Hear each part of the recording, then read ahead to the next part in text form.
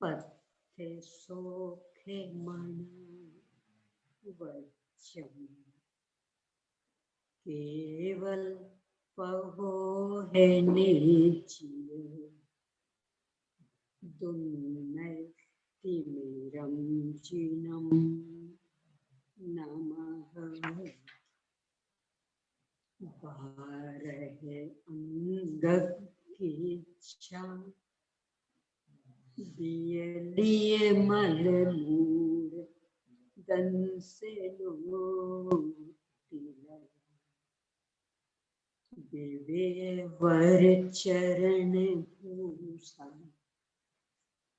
पसियौ सुय देवया सुरम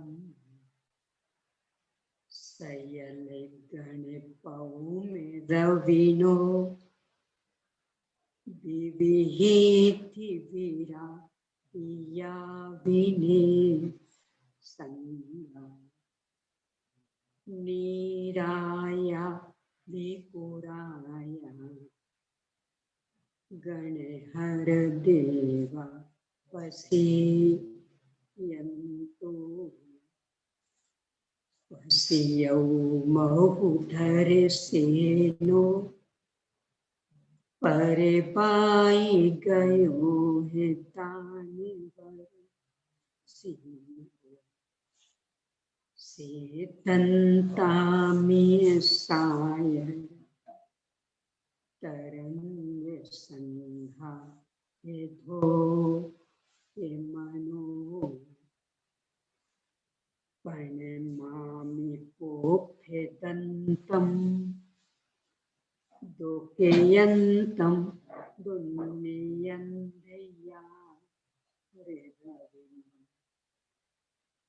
भग्य शिव मग्य कंटय निशिसमि वयंसया दंतम पणमय कहे भूये बलिम के सेवा से परिपू हुए बलिम विनिहय बम्मय पसरम वड्ढाव्य विमल नाने बम्मय पसरम नमो अरिहंताणम नमो सेत्थाणम नमो आयरियाणम नमो उवच्छायाणम नमो लोय सविसा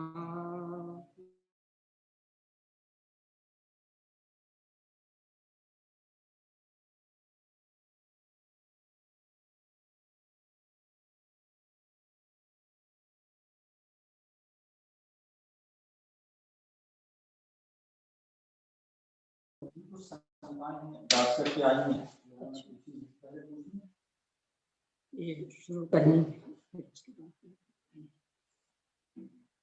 आचार्य सिद्धर सेन स्वामी द्वारा प्रदत्त ज्ञान को लिपिबद्ध करने वाले आचार्य श्री पुष्पदत्त भूतवली स्वामी द्वारा रचित षटखंडागम ग्रंथ। इसके प्रथम खंड जीवत्थान पर आचार्य श्री वीरसेन स्वामी द्वारा रचित धवला टीका की 6 पुस्तकों में से पहली पुस्तक पर अपनी चर्चा चल रही है। इसमें मंगलाचरण परक विश्लेषण के बाद में गुण स्थानों के अन्वेषण हेतु मार्गना स्थानों को कहूंगा। इस तरह की प्रतिज्ञा के बाद में 14 मार्गनाओं का आचार्य ने नामोल्लेख किया। उनका संक्षिप्त विश्लेषण टीकाकार आचार्य से यहाँ कर रहे हैं। उनमें से अपनी चर्चा कषाय, गरी इंद्रिय, काय योग, वेद कषाय, ज्ञान संयम, दर्शन और विषय। यहाँ तक आज अपनी चर्चा भव्यत्व मार्गना पर चलेगी। कुछ शंकाएं हैं, पहले उन पर चर्चा करते हैं, इसके बाद विषय जो सामान्य रूप से अर्थात सत्तावलोकन रूप से ग्रहण करना दर्शन कहलाता है, तो ये महासत्ता के अंतर्गत आएगा या ना महासत्ता ना अवान्तर सत्ता। महासत्ता अवान्तर से एकदम अलग। यहाँ तो व्यक्ति परिवर्तन के समय एक गेय से उपयोग हटकर दूसरे गेय से उपयोग जाता है, तो उसके बीच प्रक्रिया उसका व्यक्ति परिवर्तन काल में एक गेय से हटकर दूसरे गेय को जानने की दिशा में होने वाला आत्मा का प्रयास, उसका नाम है। सामान्य क्यों कहा? क्योंकि वह प्रयास हर एक के समय एक जैसा, यहाँ से हटके यहाँ यहाँ फिर यहाँ से हटके यहाँ है तो यहाँ फिर यहाँ, ये सब में एक साथ है, इसलिए इसमें सामान्य। तरह दर्शन में भी लक्ष्य और उपयोग होती है।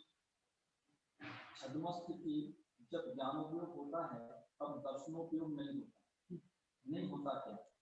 ज्ञानोपयोग उपयोग रूप और दर्शनोपयोग को लब्धि रूप में कहेंगे। जब दर्शनोपयोग होता है तब क्या ज्ञानोपयोग लब्धि रूप में? क्योंकि इस संदर्भ में मैंने जितना अध्ययन किया उसमें तो कहीं कोई उल्लेख नहीं हुआ कि दर्शन में भी लब्धि उपयोग होता है ऐसा। तथापि ये जो प्रकरण कि मूल गुण चैतन्य और उसका दो प्रकार का परिणाम, एक ज्ञानोपयोग एक दर्शनोपयोग, तो इस अपेक्षा से यदि लें तो जब ज्ञानोपयोग सक्रिय, इसका मतलब दर्शनोपयोग लब्धि, और जब दर्शनोपयोग सक्रिय इसका मतलब ज्ञानोपयोग लब्धि। तो ऐसापन लगाएं तो मुझे इसमें कोई परेशानी तो नहीं लगती है, परंतु मुझे कहीं भी आगम में देखने में मेरा जितना अध्ययन है तो उसमें कहीं नहीं मिला, और किन्हीं विद्वानों से चर्चा करें शायद किसी को उपलब्ध हुआ। निरंतर कार्य कर रहा है, लब्धि रूप में बोलेंगे तो वहाँ भी तो कुछ काम कर ही रहा होगा। जो लब्धि विद्यमान विद्यमान है, विद्यमान में भी तो अपना कुछ काम कर ही रहा होगा। कार्य बस विद्यमान, जैसे अभी अपन इस ग्रंथ को पढ़ रहे हैं, समय सारा अभी बाला गया, क्या कार्य कर रहे हैं? कार्य क्या कर रहे हैं? विद्यमान। ऐसे दर्शन को अपने को विद्यमान कहना, पर एक मिनट, पर चूंकि ऐसा कोई मेरे अध्ययन में नहीं आया विषय, चारवानियों का जितना भी पढ़ा है मैंने, उसमें इस विषय में कहीं कोई उल्लेख मुझे प्राप्त नहीं, इसलिए नियामक रूप में कुछ नहीं कह सकते, पर माने तो कोई आपत्ति जैसी भी नहीं दिख रही। तीसरी शंका है, सभी संसारी जीवों के मति ज्ञान होता है, तो जब मति ज्ञान रूप ज्ञान का व्यापार है तब क्या सुख ज्ञान लब्धि है? तब सुख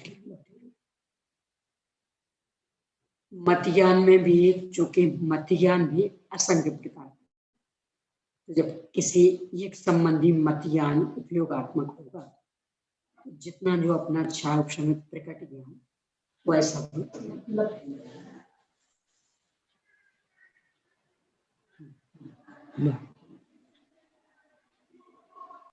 लेशा मारिना में अपन ने देखा था कि मूल में तो लेशिया में योगों की प्रधानता, यानी योगों की प्रवृत्ति को लेशिया कहते हैं। इस परिभाषा के अनुसार 13वें गुणस्थान तक लेशिया बन जाती, पर संसारी जीवों के लेशियाओं के जो भेद बनते उसकी मुख्यता से कषाय से अनुरंजित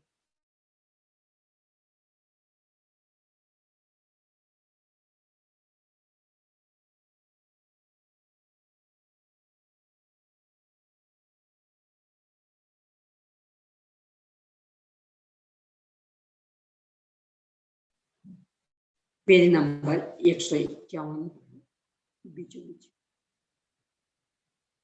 जिसने निर्वाण को पुरस्कृत किया है, अर्थात जो सिद्धि पद प्राप्त करने के योग्य है उसको भव्य कहते। निर्वाण को पुरस्कृत, निर्वाण को आगे किया, पुरस्कृत, पुरा यानी आगे, कृत यानी किया, यानी जो मोक्ष को आगे करने वाले वे भक्त। कितना सुंदर बात है।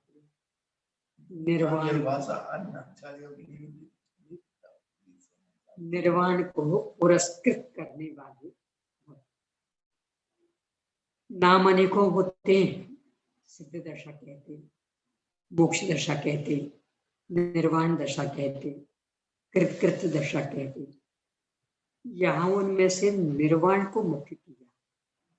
क्यों? थोड़ा सा अपन विचार कर सकते। निर्वाण शब्द अपने आप में बहुत गंभीर,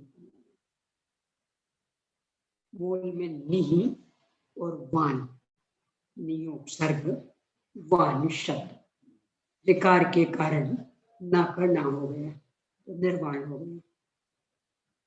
वान शब्द के अनेक अर्थ, एक तो वही जो लोक में प्रसिद्ध निज आन वान मर्यादा का प्रभु ध्यान रहे, अभिमान रहे, यानी एक अपनी अहमियत, अपना एक व्यक्तित्व, अपनी एक इज्जत, अपना गौरव।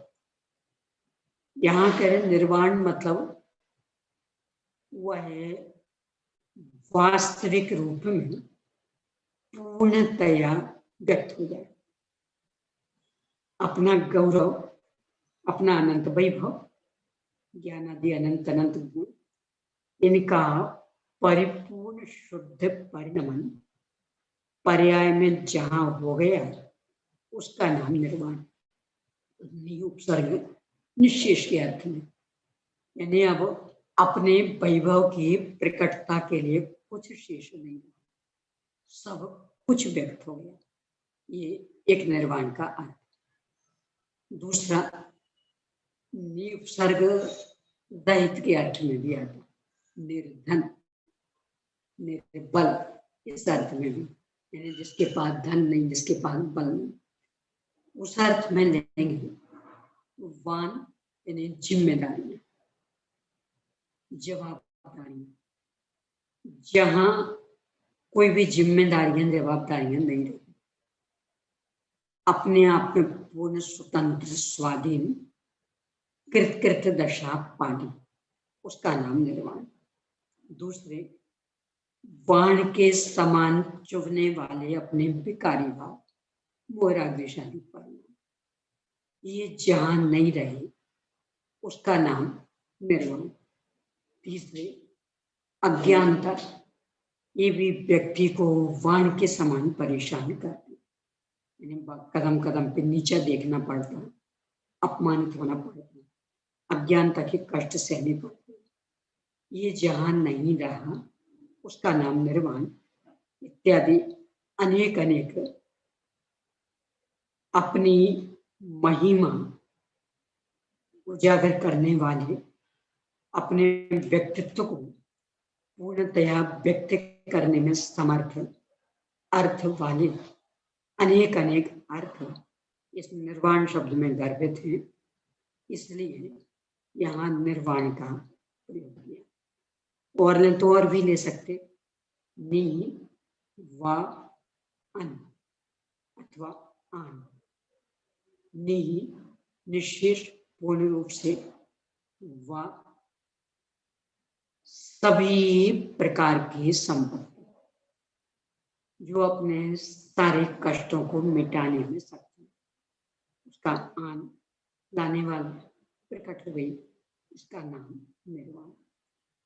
यहाँ भव्य को इन शब्दों में परिभाषित किया कि जिसने निर्वाण को पुरस्कृत किया है, यानी बस निर्वाण ही जिसके लिए एकमात्र कर्म, वही एकमात्र ध्येय, वही एकमात्र जिसका लक्ष्य, और सबसे दृष्टि हट गई।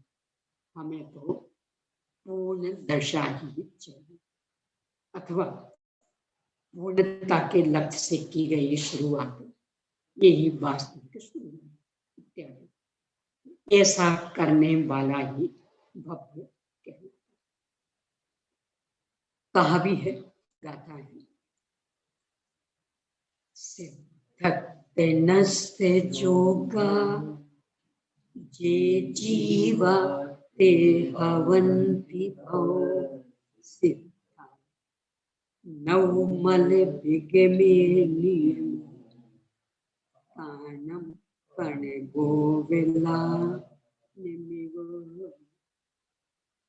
जो जीव सिद्धत्व अर्थात सर्व कर्म से रहित मुक्ति रूप अवस्था पाने के योग्य हैं, उन्हें भव्य सिद्ध कहते हैं।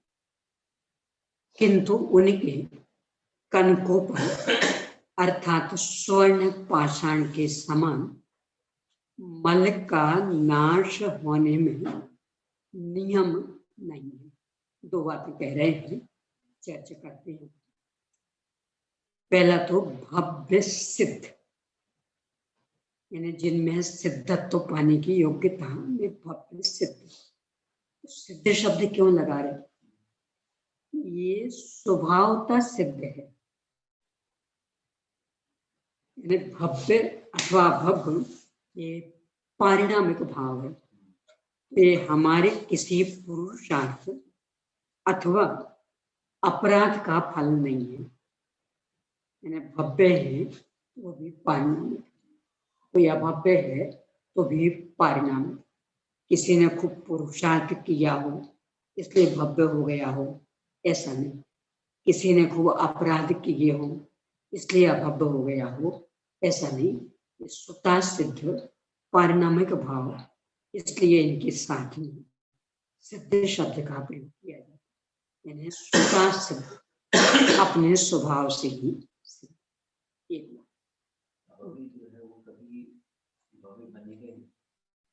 पारिणामिक जैसे क्या कि 2000 साल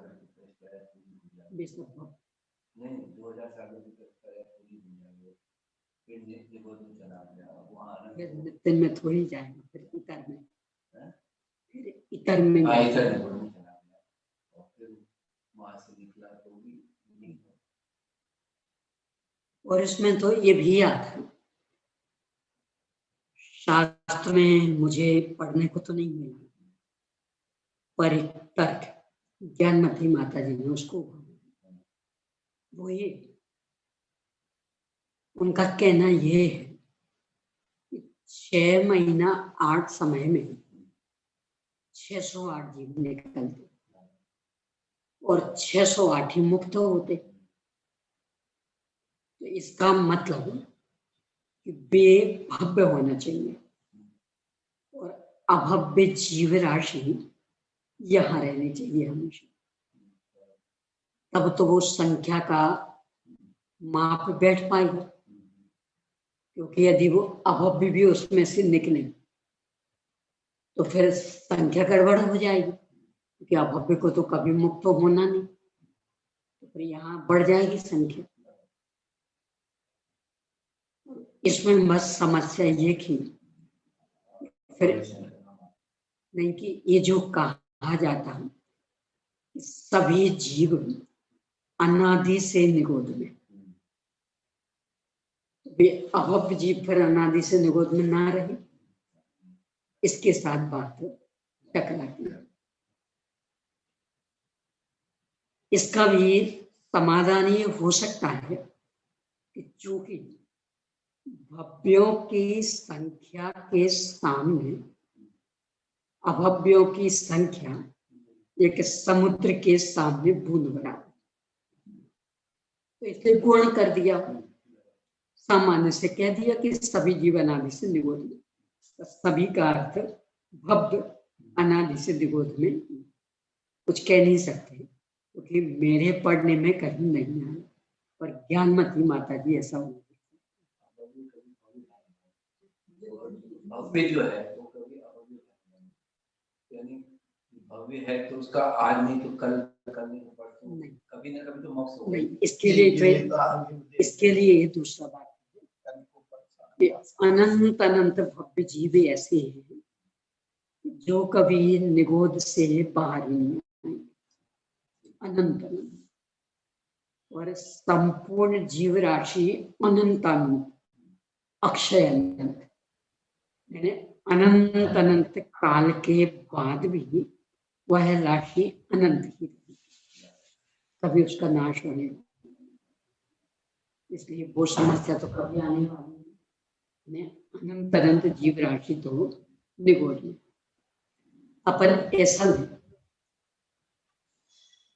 किसी भी के सप्रतिष्ठित वनस्पति, सप्रतिष्ठित जिसमें अनंत अनंत जीव, मान लो अपन पपीता लेने, पपीता में कढ़ाई वाली स्विच हुई,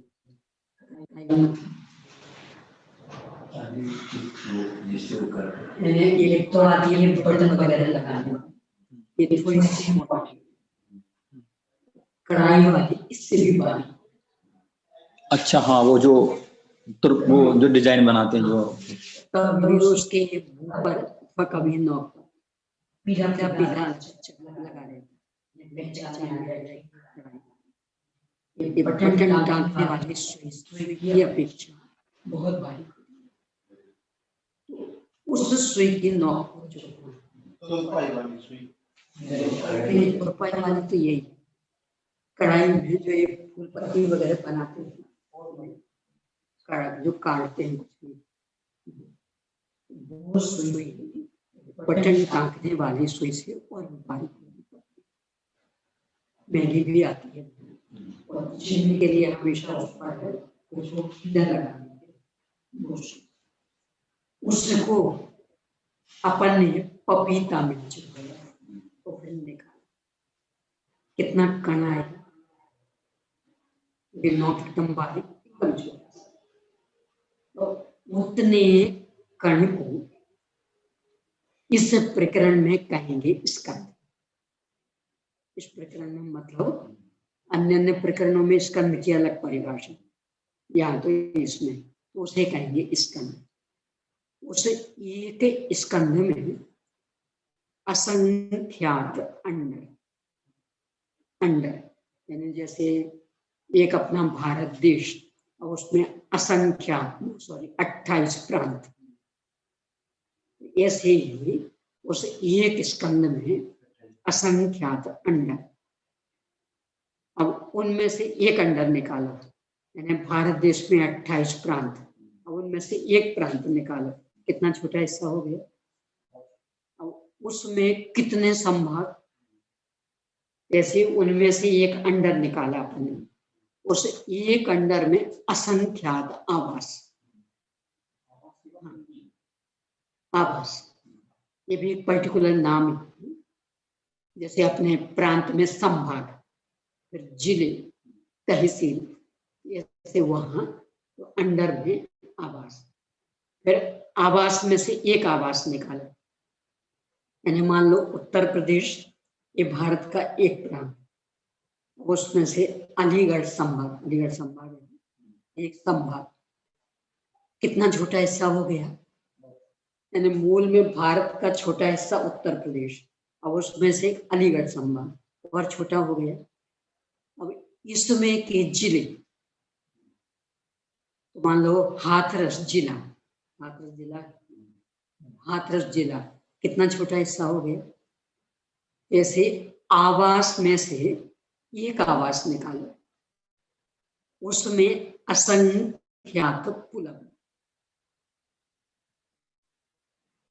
अब उनमें से एक पुलवी निकालो। यानी यहाँ अपन ने उदाहरण में हाथरस जिला लिया, अब उसकी तहसीलें खोजो, उसके नगर, उसके कस्बे, उसके गांव कितने छोटे छोटे होते जाएंगे।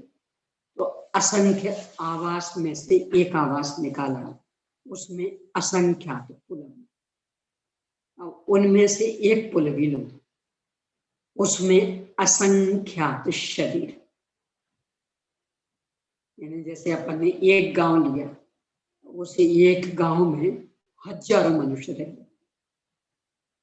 एक पुलवी में असंख्यात शरीर, अब उनमें से एक शरीर लो, उसमें इतने निगोद जीव, संपूर्ण सिद्ध राशि और संपूर्ण भूतकाल समय, इनका परस्पर गुणा करो, दोनों अनंत है, इनका परस्पर गुणा करो, तो जितना गुणनफल आएगा वह उस एक निगोद शरीर में रहने वाली जीव राशि का अनंतमा भाव।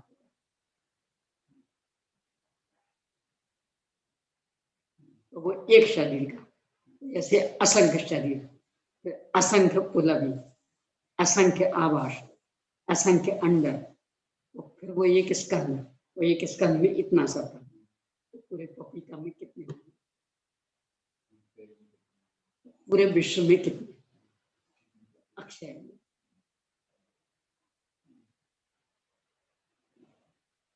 एक निगोद शरीर में ये जीव बखान, तीन काल के सिद्ध सब एक अंश। ये तो मैंने जानबूझ के इसलिए आलू को नहीं लिया। क्यों नहीं लिया पता? कि अपने यहाँ अवक्षापन से सीमित कर दिए। देखो कभी आलू नहीं खाते, प्याज नहीं खाते, गोभी नहीं खाते, हमारा अवक्ष का प्याज, और ज्यादा बढ़ेंगे तो दूधल नहीं खाते, तो दूधल में भी सीधा मैंने दाल के साथ दही मट्ठा, बाकी जीरा आदि तो चल जाता है, दाल के साथ सीधा दही मट्ठा नहीं खाते। हमारा अवक्ष का त्याग, अवक्ष इतनी 5 प्रकार के अवक्ष, उनमें बहुघात अवक्ष में जिस स्तर के आलू में जीव, उसी स्तर के संपूर्ण सप्रतिष्ठित वनस्पति जीव जो ऊपर है, सप्रतिष्ठित वनस्पति, यानी जामुन है, पपीता है, अमरूद है, टमाटर है, बैगन है, ये बढ़ने की क्षमता रखने वाली वनस्पतियां, लौकी आदि, जिनमें अभी बढ़ने की ताकत हो, बहुत सारी वनस्पति, तो ये अपने को अवक्ष लगती नहीं। एकदम छोटी छोटी कैरी जिसमें अभी बढ़ने की ताकत, तो जब कैरी आने लगती कितनी खुशी से खाती, और जबकि उसमें अभी बढ़ने की ताकत है, वो स्पष्ट दिख रहा है, उसके ऊपर का भी कवर भी कठोर नहीं हुआ, जाली की तो बात हुई। ये सब आलू जैसे अवक्ष अनंतकाल, इस ओर ध्यान ही नहीं जाता, इसलिए जानबूझ करके आलू का उदाहरण नहीं लेकर के पपीता का, चीकू, ये भी सब प्रतिष्ठित, भारत से बहुत सारे आलू जैसे ही अनंत कार्य। देखो, छोड़ सके नहीं छोड़ सके वो बात की बात, पर भ्रम में तो नहीं चाहिए, भ्रम तो टूटना चाहिए। यानी निरंतर अवक्ष चल रहा और फिर भी इस भ्रम में जी रहे कि हम कोई अवक्ष खाते नहीं, ये भ्रम तो टूटे। छोड़ पाए नहीं छोड़ पाए वो बात की बात, कम से कम अपराध बोध तो होगा। अभी तो अपराध बोध भी नहीं होगा, क्यों? लगते ही नहीं कि वो अवक्ष, अपराध बोध भी नहीं, तो अब कब छूट पाएगा?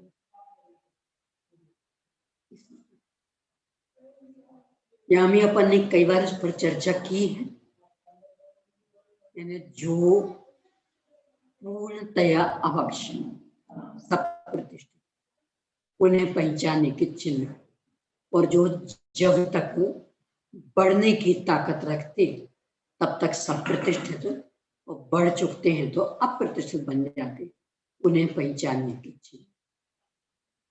तो पहले लिया है, इसमें भी आगे आएगा काय मार्गना के अंतर्गत।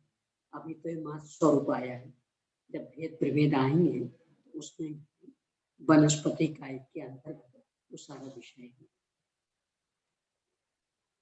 इस सत्र का अपना कहाँ तक का रखें? 16 तो एक साथ होने वाली है नहीं,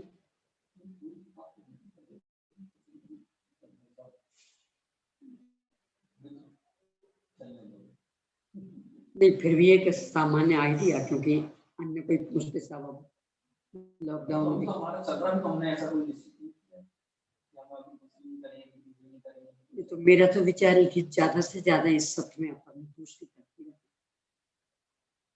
क्योंकि पहली आधी करीब होने को है, नहीं तो भी जो भी हो, पर इस सत्र में अपन दूसरी प्रति रखते, उसमें ये 4-5 महीने अभी लगे, इससे आगे नहीं बढ़ेगी दूसरी प्रति। ये आधा आधा करीब होने को आ रहा है। एक उससे सुनने वाले भी थोड़े आश्वस्त हो जाते हैं कि अपना 1.25 घंटे, तो कितने लोग तो इससे भी घबरा जाते हैं, कितने कोई बहुत रस आता, चलो अच्छा लगातार इतने घंटे तक अपने को जानना।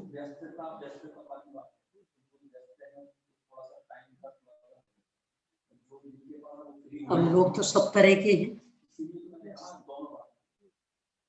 चलिए, तो अपनी तो चर्चा इस पर से आई कि भव्य राशि की अपेक्षा अभव्य राशि समुद्र के सामने एक बूंद जैसी।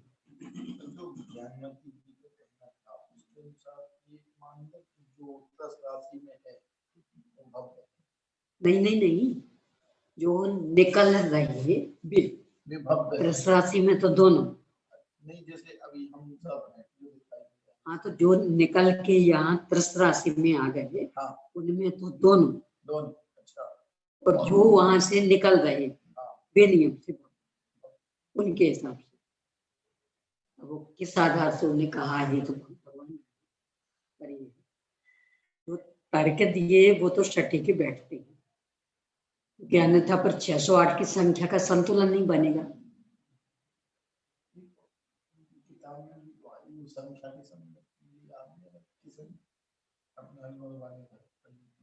देख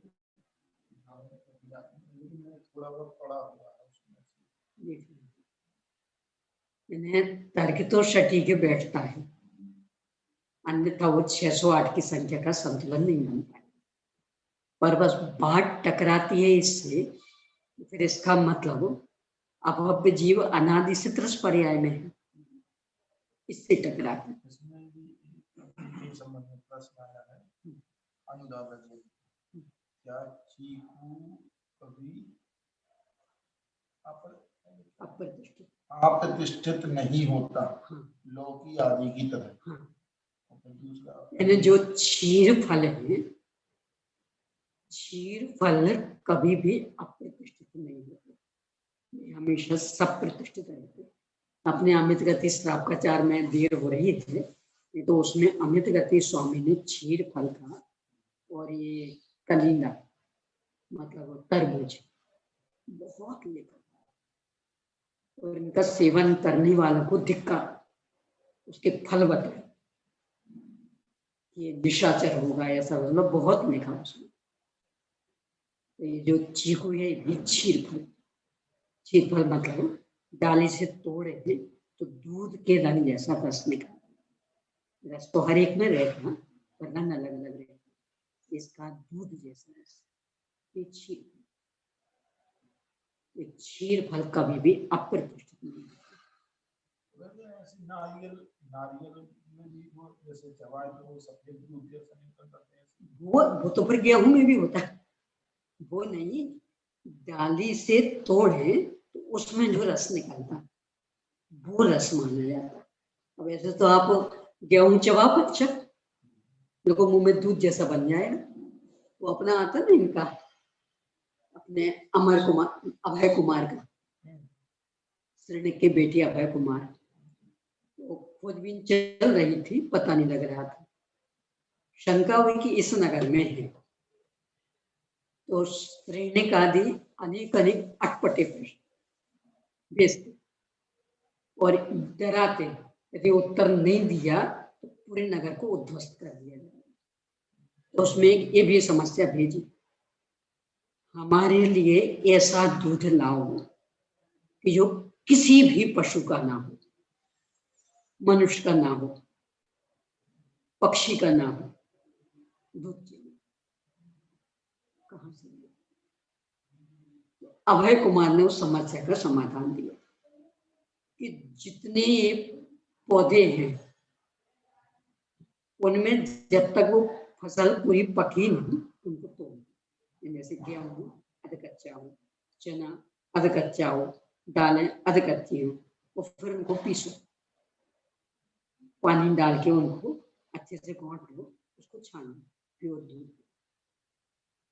तो भेजा, आखिरकार ख्याल में आ गया कि यहाँ पर जितने भी ये हैं, इनमें सबको आप कच्चा लेंगे तो बिल्कुल दूध, देखने में भी दूध जैसा लगेगा।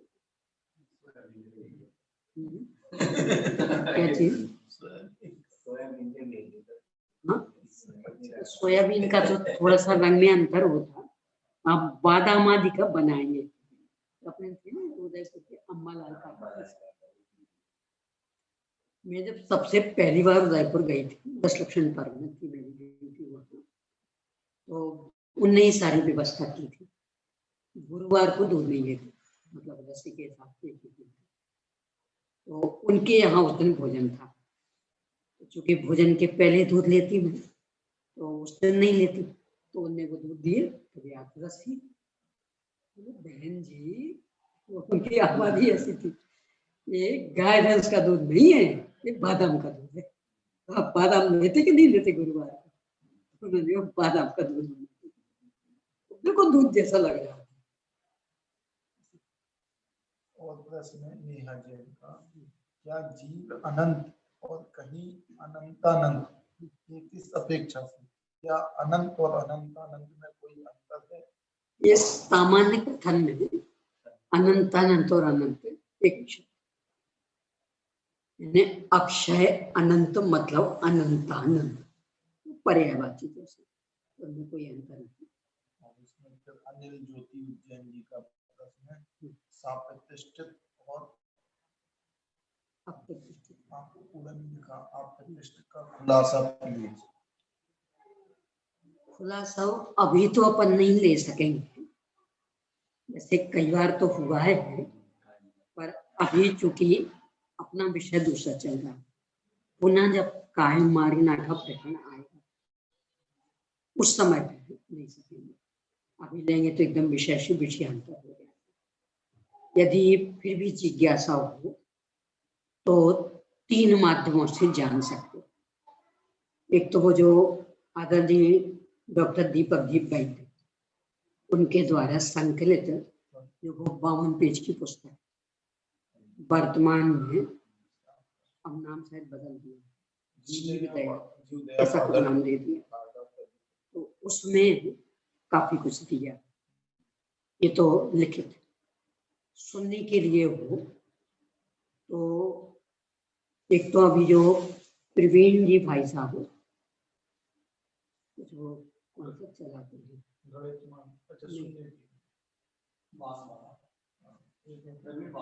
हाँ वो इसका कुछ चला रहे हैं, क्या नाम दे रहे, उसके वो पत्रक वगैरह भी निकल आए हैं।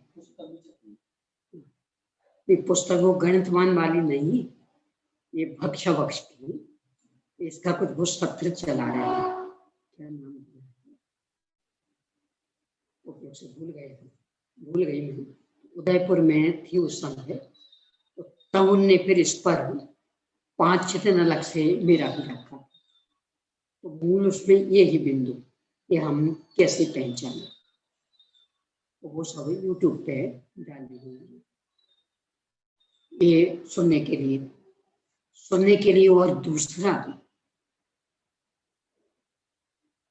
पिछली बार उदयपुर शाश्वत धाम में निश्चय व्यवहार नय, 4 निश्चय 4 व्यवहार में 8 नयों की चर्चा की थी। उसमें अनुपचरित असद्भूत व्यवहार नय, इसके विश्लेषण में ये पूरा सप्रतिष्ठित अप्रतिष्ठित को पहचानने की बताई थी। एक और भी चौथा, इसी सत्र में शाश्वत धाम में गोमटसार जीव का अंड चला था, उसमें रहता उस से। तो उसमें जब काय मार्गना आई थी, वनस्पति काय के संदर्भ में उस समय भी काफी विस्तार से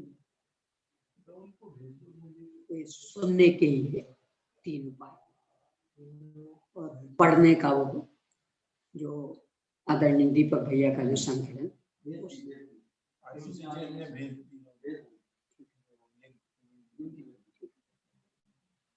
क्योंकि अभी तो अपन बीच में नहीं ले पाएंगे, जब वो प्रकरण आएगा तभी। आपकी क्लास की वो जो लिंक है वो भेज दी।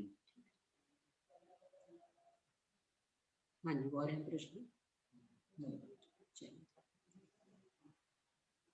तो यहाँ एक तो बिंदु है कि भव्य सिद्ध विशेषण क्यों, ये स्वतः सिद्ध है, पारिणामिक भाव है, यानी ये किसी अपराध या पुरुषार्थ का फल नहीं है।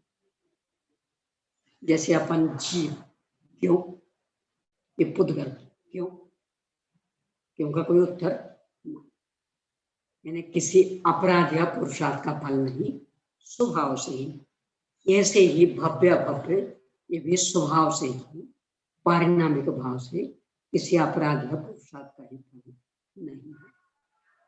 दूसरा कि उनके कनकोपन अर्थात स्वर्ण पाषाण के समान मल का नाश होने में नियम नहीं है, यानी जो भव्य है वे नियम से मुक्त हो ही जाएंगे, ये नियम नहीं। जैसे उदाहरण लिया कनकोपन यानी स्वर्ण पाषाण, कितना ही तो स्वर्ण पाषाण ऐसा कि जो कभी खदान में से निकलेगा ही नहीं, हमेशा वहीं पड़ा। और इसमें भी कोई कर्म सापेक्षता नहीं कह सकती इस बात में, यानी बस उनकी ऐसी योग्यता कि वे कभी वहां से निकलेंगे नहीं। क्यों रखा भव्य की संज्ञा में? तो पहली बात तो ये कि वे हमेशा निगूढ़ में ही रहेंगे, यानी अनंत अनंत काल तक कभी निगूढ़ दशा को छोड़ेंगे नहीं। अभव्य नहीं, भव्य को तो मुक्त होने ही नहीं, उनकी तो समझ है ही खत्म। भव्य मुक्त हो सकते हैं, पर अनंत अनंत भव्य ऐसे कि जो अनंत अनंत काल तक भी निगूढ़ दशा से बाहर नहीं,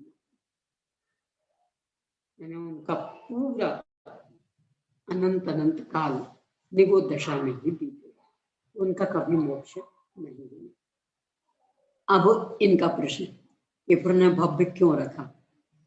किसी ने रखा थोड़ी है, किसी ने बनाया हो तो है, योग्यता उनमें है ही ऐसी, पर कभी व्यक्त नहीं होगी। देखो ये ऐसा नहीं, अपन सब में प्रधानमंत्री बनने की योग्यता है कि नहीं?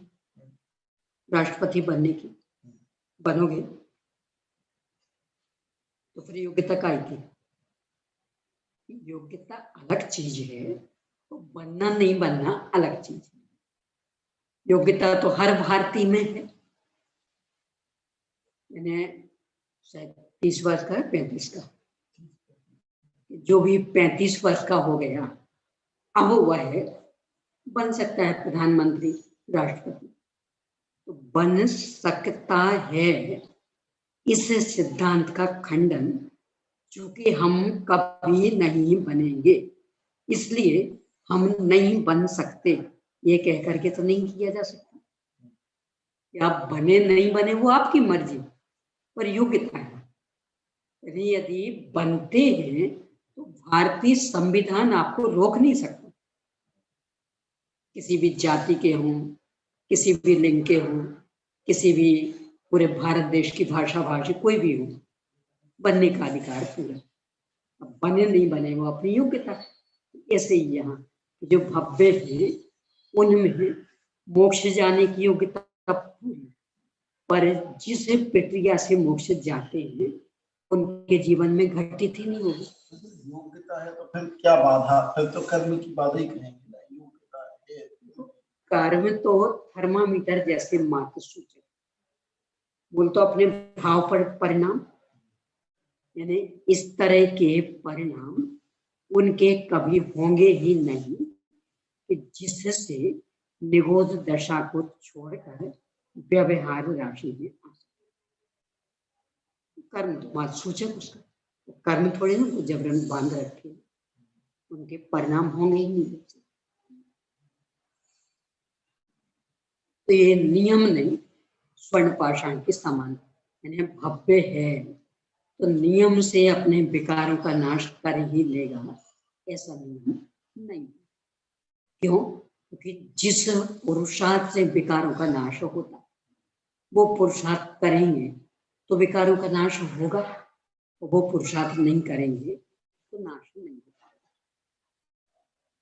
विशेषण, सिद्धत्व की योग्यता रखते हुए भी कोई जीव सिद्ध अवस्था को प्राप्त कर लेते हैं और कोई जीव सिद्ध अवस्था को नहीं प्राप्त कर सकते हैं।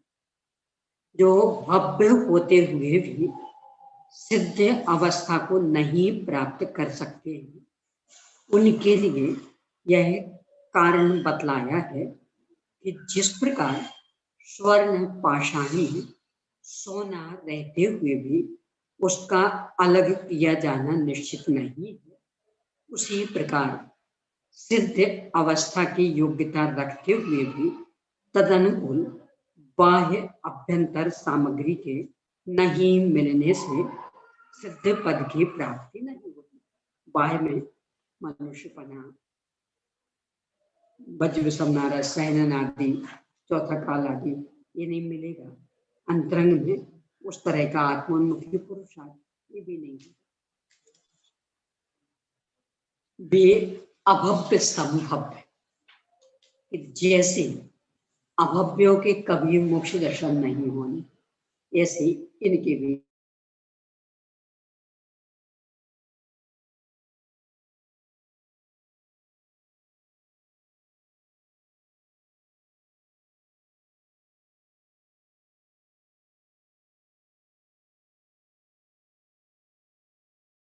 विद्वानों ने उदाहरण लिया।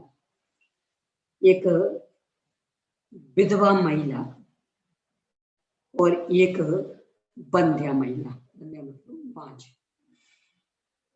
विधवा महिला सती है, तो बांझ जो महिला, बंध्या महिला, उसके तो पुरुष का कितना ही संपर्क हो कभी गर्भ रह गई।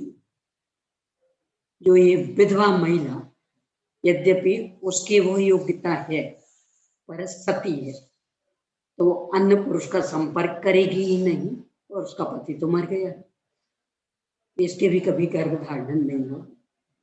फिर भी दोनों को एक कोटि में तो नहीं रख सकते, क्योंकि एक की योग्यता ही नहीं और एक की योग्यता है, तो भले इसे विधवा के संतान नहीं हो रही, होगी भी नहीं, क्योंकि सती तो भी बांझ नहीं कह सकते, योग्यता है। यही स्थिति भव्य और अभव्य में, या भव्य की तो योग्यता ही नहीं है, भव्य में योग्यता है पर ना कभी अंतरंग कारण मिलेंगे और न कभी बहिरंग कारण मिलेंगे, वो योग्यता कभी भी उनकी व्यक्त नहीं होगी, पर योग्यता है, व्यक्त नहीं होगी, इसे अयोग्यता में नहीं गिन सकते। योग्यता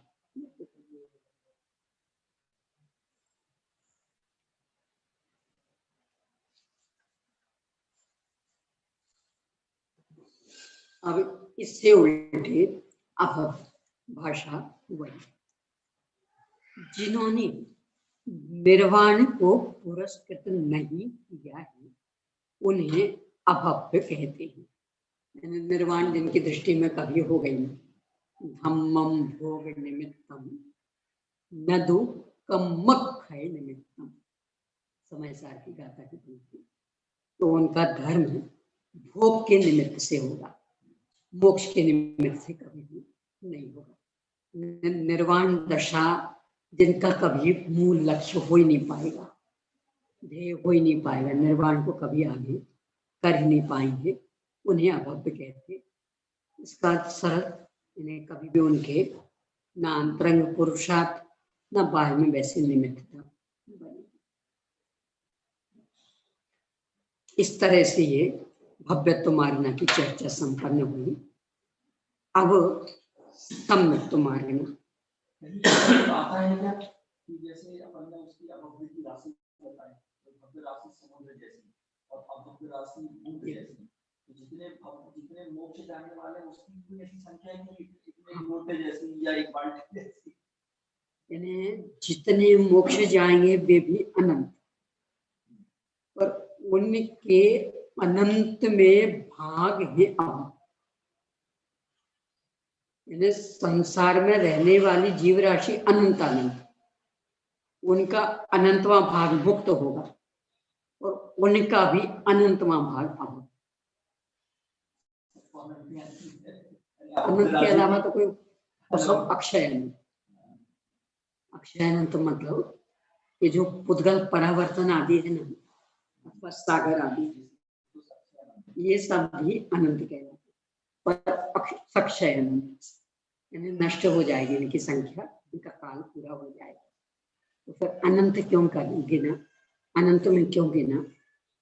ये ना तो मध्यस्वर्त ज्ञान के विषय बनेंगे और ना अवध ज्ञान मना पड़ेगा, एकमात्र केवल ज्ञान ही ज्ञान, इसलिए अनंत कहा। और सक्षय अनंत यानी इनका समापन हो जाएगा, तो ये सब अक्षय, इनका समापन कभी भी नहीं। तो ये अभव्य जीव बहुत कम, समुद्र के सामने बूंद।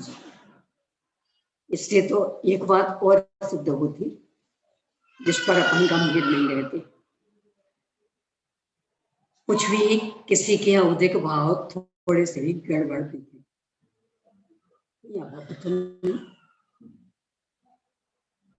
इतना बढ़िया सब कुछ चलता, लेकिन मुंह के सामने मंदिर, कभी मंदिर भी नहीं जाता, कभी स्वाध्याय नहीं करता, लेकिन निशाचरण जैसा बना है, ना दिन रात का विवेक, न छनी अनछनी का विवेक। अभव्य तो नहीं।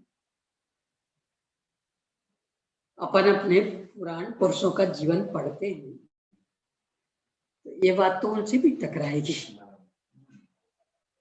वो जो शेर था महावीर भगवान का, क्या क्या खाता पीता था, कब कब अभव्य में गिनने, चलो वो तो खैर पशु था। मनुष्यों का लेने इंद्रभूति गौतम,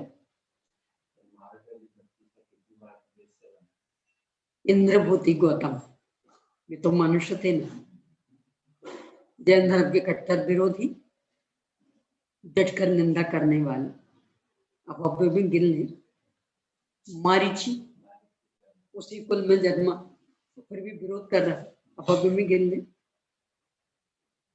किन्हीं के भी अवधिक भावों को देखकर अभव्य भव्य नहीं कह सकते। जो ही पन्नंदी पंचविंशति का मैं परिभाषा दी वह अत्यंत स्थूल तत्प्रति प्रीति चित्ते ने वार्तापि श्रुता निश्चितं सभवेद भव्य भावहीन निर्वाण एकदम स्थूल। क्यों एकदम स्थूल?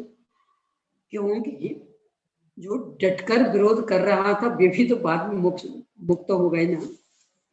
पहले सुनना नहीं चाहते थे, मारीची समोषण में नहीं गया, बाकी सब चले गए।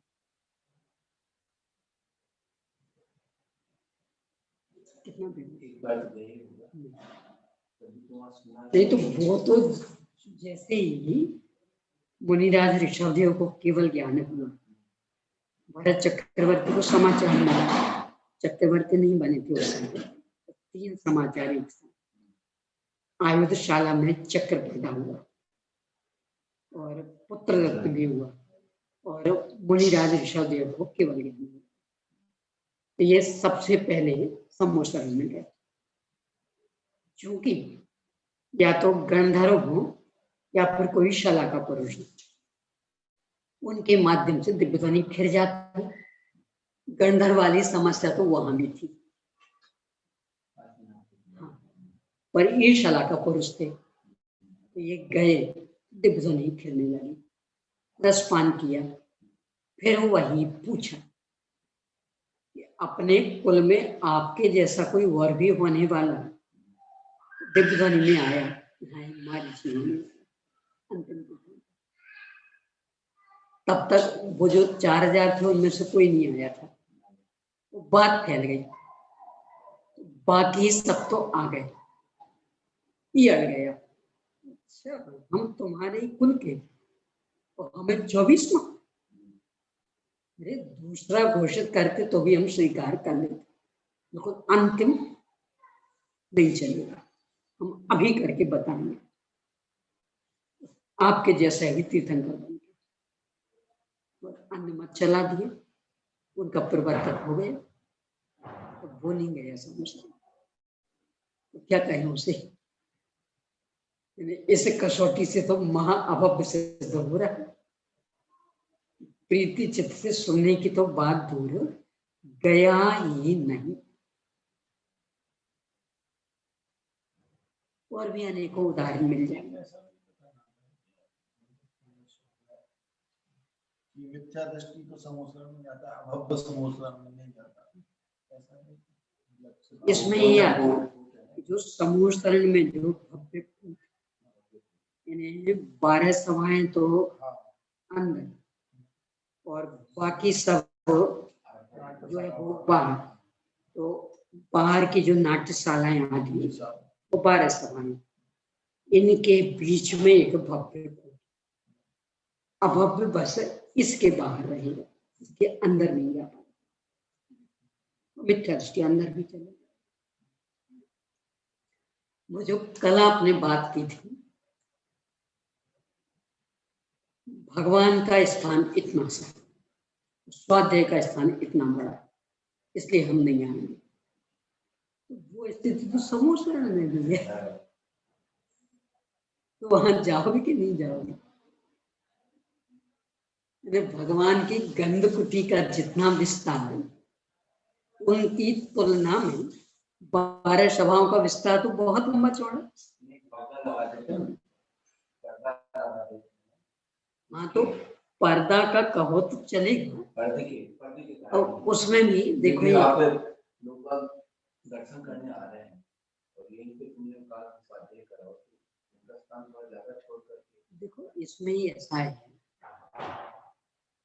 व्यवस्थाओं को लेकर के ज्यादा दुराग्रह अपने लिए ही बहुत हानिकारक है। क्यों? क्योंकि व्यवस्थाओं को बदल पाना संभव ना, तो अपन उन मंदिरों को बनवाने वाले और ना ही जो बन चुके उन्हें तोड़ा जा सकता, और दूसरा स्वतंत्र बनवाना भी इतना आसान नहीं। तो अपनी व्यवस्था की दृष्टि से यदि किन्हीं ने कोई व्यवस्था दी है तो मात्र इतने को लेकर के अपन इस काम से हट जाएं, मुझे ये दुराग्रह वाला है। क्योंकि फिर तो किस किस से नहीं हटेंगे, बोलिए। सब जहां बिजली जलेगी हम वहां स्वाध्याय नहीं करें, मत करो, बैठे रहो अपने घर में, क्या होगा? जो काले कपड़े पहन के आएंगे हम उनके सामने स्वाध्याय नहीं करेंगे, तो मत करो।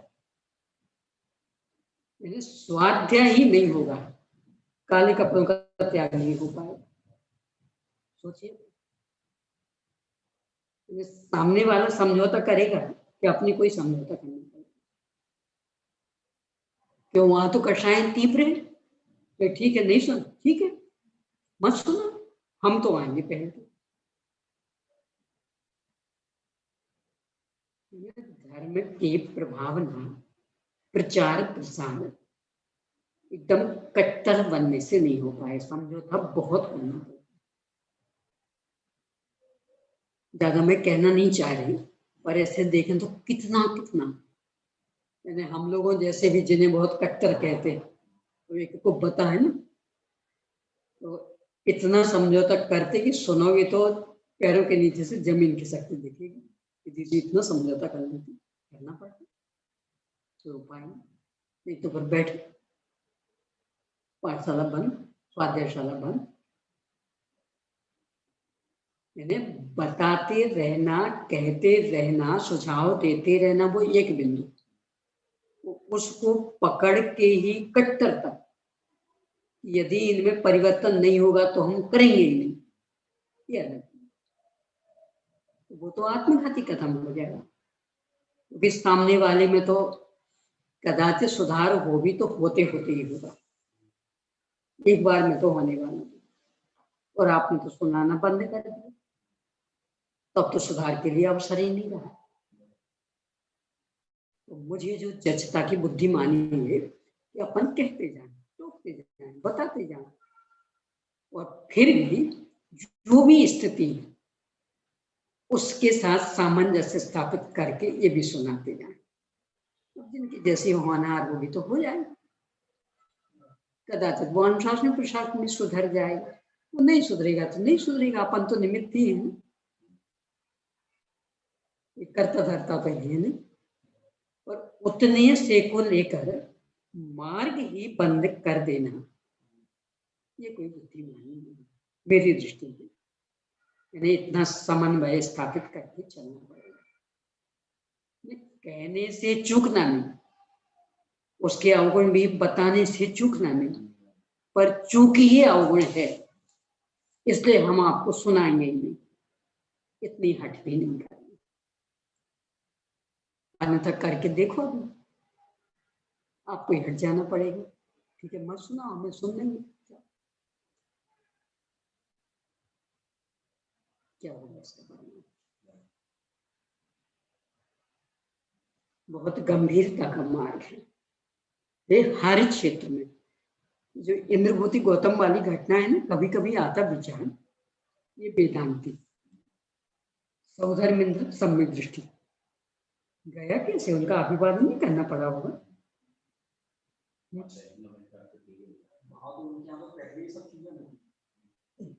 नहीं तो गया कैसे? यानी ये सब जो घटनाएं हैं ये अपने को कुछ मार्ग दिखा रही थी, नहीं दिखा रही। सम्यक दृष्टि अगले भाव में मोक्ष जाने वाला, यहाँ पूरे समोषण का नंबर 1 का सूत्र था, वो झुक रहा, अपने लिए कुछ मार्गदर्शन है कि नहीं, किस तरह से झुका, बिल्कुल शिष्य बन के। सब एकमात्र आप ही मुझे समझा सकते, हम बहुत बहुत आशा लेकर के आपके पास, कितनी नम्रता दिखाई हो। थोड़ा अकड़ा रहता तो भैया दिखाते, बताते इसको कितना नम्र हुआ। वहाँ तो कोई कहेगा क्या अभिप्राय नहीं। तो वो तो यहाँ भी आप कर सकते हो ना, यानी आपके अभिप्राय को तो कोई चुनौती दे नहीं रहा, तो आप अभिप्राय अपना सही रखिए और बाहर एक एकता बनी रहे, समन्वय बना रहे, व्यर्थ के दंगे ना हो, इसके लिए जितना करना पड़ सकता उतना करिए। आपके अभिप्राय को तो कोई चुनौती दे नहीं रहा। अरे लोक में होता कि नहीं होता, यानी आप मान लो अचानक किसी काम से, बहुत जरूरी काम से मेरे पास आए और मैं उस समय बहुत अधिक व्यस्त थी, यानी और कोई होता तो 1 सेकंड भी मैं नहीं देती, पर आप आए और आपने आते साथ ही कहा दीदी बहुत ज्यादा जरूरी इसलिए आना। अब बोलो दें कि नहीं, न देना चाहिए कि नहीं देना चाहिए, क्या कर जाना चाहिए। वो अभिप्राय में क्या चल रहा, कहाँ से आ गई आप। यदि इनने फोन पर पूछा होता तो हमको स्पष्ट माना कर देते, नहीं नहीं नहीं, आई धमके, अब तो मना नहीं करेंगे, कैसे भी करके निपटाएंगे। अभिप्राय में क्या चल रहा, कतई नहीं। कहाँ दो चीजें विरुद्ध है, अपन सोचते नहीं है इसलिए समस्या दिखती। अभिप्राय अपनी जगह है, ये अपनी जगह है। ये जो इंद्रभूति गौतम की जो घटना बहुत मार्गदर्शक है अपने हर तरह से मतलब एक तो इंद्र के में वो सम्यक दृष्टि, 3 ज्ञान का धारी, अगले भाव से मुक्त होने वाला है, यहाँ पूरे समोषण का सूत्रधार वो झुक रहा है उनके चरणों में। कोई साधारण झुक जाए तो फिर भी अपन इनकी क्या गिनती, मूल जो है वो झुके तो वो झुक रहा है, कितनी बड़ी बात है वो और किसी देव को भी भेज सकता था ना, इतने बड़े, आखिर पता तो लगेगा ही कौन है, फिर क्या होगा। इसमें हमसे ही काम स्वयं और सारे सब कुछ और अभिप्राय में तो सब में दृष्टि। अब इसके बाद की घटना को इंद्रभूति आ गए, दीक्षित हो गए, गंधर्व पद मिल गया, योग्यता थी उनमें, त्रिशर्दियां प्रकट हो गई। सबको पता है अभी 1 घंटे पहले तक का ही कट्टर विरोधी गृहीत मिथ्या, और क्योंकि 1 घंटा मतलब उसी राजगृह में ही थी, बस वहां तक आने में जितना समय लगा बस उतना। और गंधर्व पद मतलब छद्मस्तों का सर्वोत्कृष्ट पद, छद्मस्त दशा में उससे बड़ा पद कोई नहीं, वो ये उस पद पर आसीन हो गए, तो सबने स्वीकार कर लिया। इन्हें थोड़ी देर का कट्टर विरोधी और वो यहाँ छद्मस्तों का है, तो सबने मान लिया। मतलब कितनी उदारता चाहिए। अपन जैसे होते तो अब इनको तो हम अपना नेता नहीं बनाएंगे, ये वो ही है, बोलो क्या करते, भले आयोग को नेता बना लेंगे चलेगा, पर इनको तो नहीं, ये तो हमारे कट्टर विरोधी। कितनी उदारता चाहिए। प्राग भाव प्रध्वंसा भाव का निर्णय पूरा निर्णय नहीं, प्रायोगिक, कितना अधिक अपने उपयोग में बसा होना चाहिए, तब कहीं धर्म प्रभाव ना हो पाए। और हठाग्रह दुराग्रह सिमट जाना।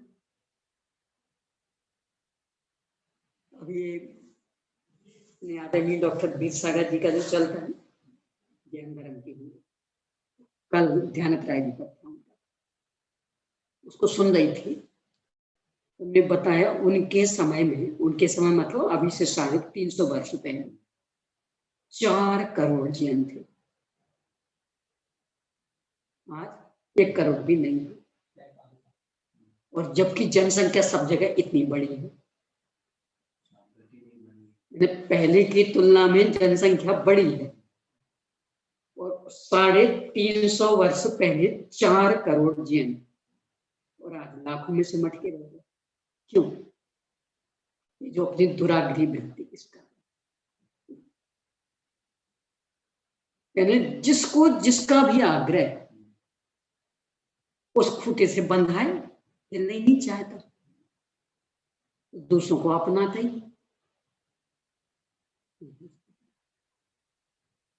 यानी जब जनसंख्या बड़ी है तो यहाँ बढ़ना चाहिए थे ना, ये लाखों में कैसे सिमट गए? और उसमें बस ये भी, मैं तो आपसे भी कहूंगी, आपसे मतलब आप तो बदलो अच्छा है कि सरकार में तो जैन शब्द से गणना होगी, एक कॉलम में भले अलग से लिख दोगे जैन, और नाम के साथ तो लिखा है लोहांडिया, तो वो मूल देखा जाएगा कि वो देखेगा कोई? तो वो संख्या में से कम हो जाएंगे। अब ये कितना चल रहा है? तो भाई इनको कहाँ रखते होंगे? हिंदू नहीं, यानी जैन का कॉलम नहीं, है। जैन में तो जैसे मैं सचिन जैन लिखता हूँ, हाँ।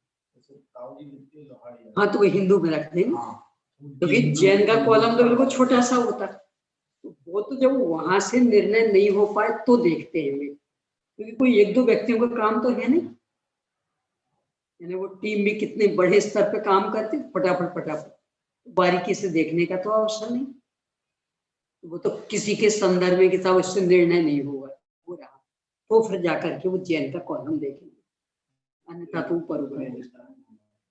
हाँ?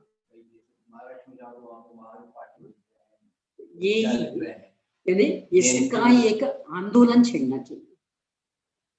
नहीं चल रहा है ना उसमें, वो उन्होंने कहा कि आप ना असल को अंतरराष्ट्रीय स्तर पर वो सब चीजें चल रही हैं, आप वो फॉर्म भर के उनको भेजो, तो अब वो क्योंकि लोग इतने जागरूक नहीं करते, जैसे व्हाट्सएप वगैरह पर भी ये सब चीजें चल रही हैं। अब लेकिन वो देखिए, जैसे आप व्हाट्सएप नहीं चलाते, हम नहीं चलाते, तो वो कैसे लोग वो तो यही कर सकते हैं जो माध्यम उस माध्यम नाम के साथ जैन जुड़ा होना चाहिए, तो वो जल्दी से पकड़ लिया। गौरव भी महसूस करते हैं, जैसे जो लगाते हैं उसमें गौरव महसूस करते हैं, जैसे बुंदेलखंड की साइड सिंघई, वो सिंघई लगाने में गौरव महसूस करते हैं। अब ये यानी हमें धर्म का नहीं रहा कुछ, इसलिए फिर वो संख्या में कमी हो जाती, क्योंकि वो तो जिनके साथ जैन जुड़ा होगा उनको गिन लेंगे, बार बार वो धर्म वाला कॉलम कौन देखने वाला?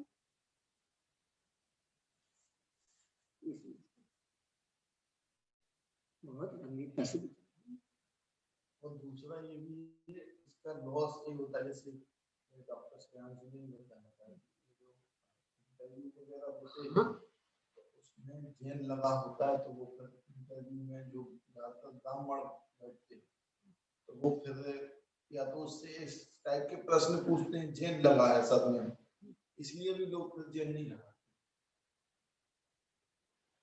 पर मात्र इस लोग का स्वार्थ ही मुख्य हो गया है, हमें आजीविका आजीविका चाहिए, तो वो सोचते हैं।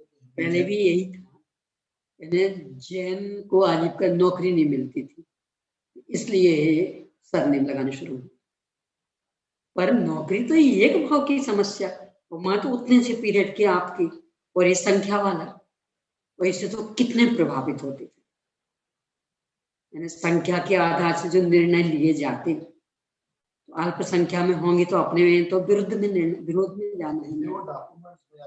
सुरेंद्र कुमार जैन, लेकिन जैन नहीं शो करेगा, सुरेंद्र कुमार बस, और या फिर शास्त्री, जैसे हम लोग शास्त्री हैं तो फिर सचिंद्र शास्त्री, तो जैन तो हटा दिया, क्यों? क्योंकि हमें शास्त्री तो ब्राह्मण में भी होते हैं, हमें वो बेनिफिट मिल रहा है, ये सबसे ज्यादा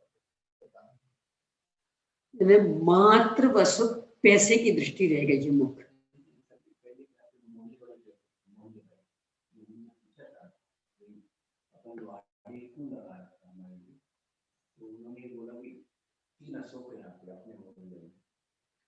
कहीं कोई बात करता है तो ये लोहाड़े जी का असर, ये पाटनी जी का असर, इसलिए ये लगा। तो पहले मोहल्ले वाइज रहते थे, एक मोहल्ले रहते थे, राजपूत एक मोहल्ले रहते थे, तो वहाँ पर कोई भी होगा तो उसको राजपूत लगाएगा। उस समय की उस समय रही की समस्या, अब तो वो अब भी अलग समस्या मोहल्ले नहीं हो रही। गए। अब तो वो भी समस्या नहीं रही, अब तो एक ही मोहल्ला में सब रह रहे।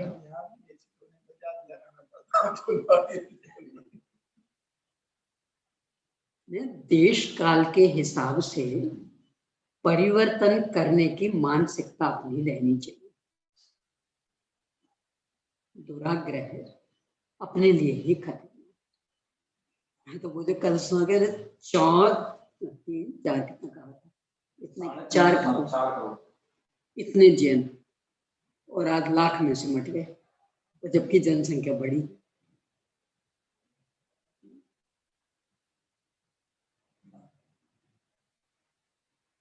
दुराग्रही वृत्ति उसमें कारण बने, जैन रूप में हम वहां प्रस्तुति नहीं होती।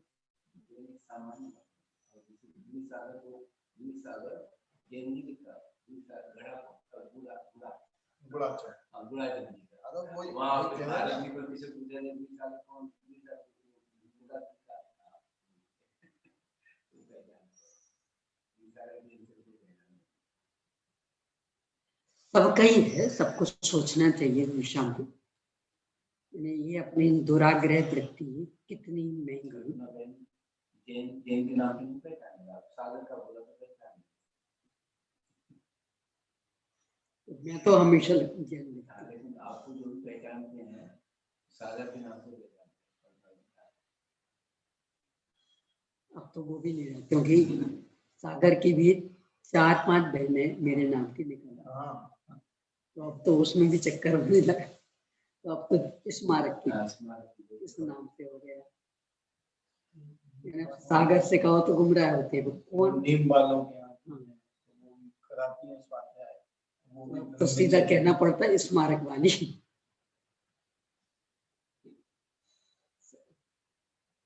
ये तो खैर अपना अपने स्तर से होगा, पर जो सरकारी स्तर से है उसमें इन छोटे छोटे स्वार्थों को तिलांजलि दे करके अपनी सोच व्यापक होनी चाहिए। उसमें तो कर ही सकते, तो बाकी जो छोटे छोटे वो चलते रहे, कोई दिक्कत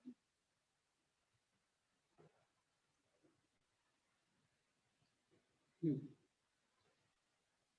अब इसके बाद सम्यक दर्शन, यहाँ परिभाषा भी बहुत गजब की, अन्यत्र भी है पर अपने को आसानी से स्वीकृत नहीं होती। आचार्य कुलकुल स्वामी ने भी यही दी है दर्शन पावर में, जहाँ सम्यक की चर्चा है। अन्यत्र भी पर भावनाओं में भी नहीं ले लेते। यहाँ तो सीधी परिभाषा में लक्षण नहीं उसे दे रहे। प्रशम, संवेग, अनुकंपा और आस्तिक्य की प्रकटता जिसका लक्षण है उसको सम्यक तो कहते हैं। ये परिभाषा यानी लक्षण सम्यक का।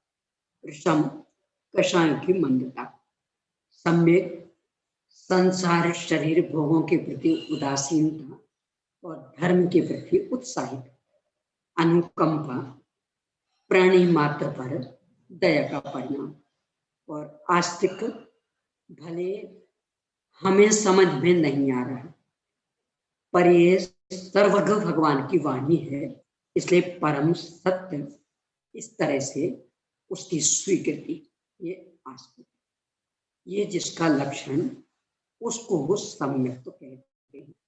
तो अपन चूंकि इस लक्षण को मुख्य नहीं करते, बस वे आत्मानुभव इसलिए परिणाम निकलता है टकराहट। विषम कषाय की मंदता, फिर सम्वेग में 2 आते हैं, सम्वेग और निर्वेग, यानी संसार शरीर भोगों के प्रति उदासीनता और धर्म के प्रति उत्कृष्ट उत्साह।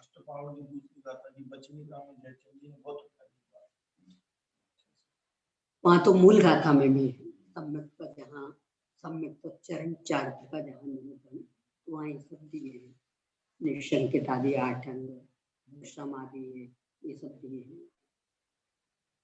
तो संवेग संसार शरीर भोगों के प्रति उदासीनता और धर्म के प्रति उत्कट उत्साह, अनुकंपा, यानी प्राणियों के दुख दर्द को देख करके बिल्कुल ऐसा लगे कि जैसे हम पर ही बीत रहा, तो कप जाएगा, अनुकंपा ने कप जाए, जैसे अपने ऊपर कोई संकट देखता तो एकदम से ये क्या हो गया, इस तरह की बुद्धि।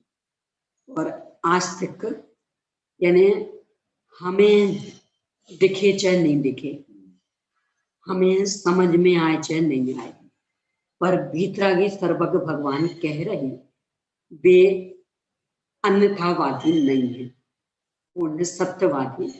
इसका मतलब उसे स्वीकार करना।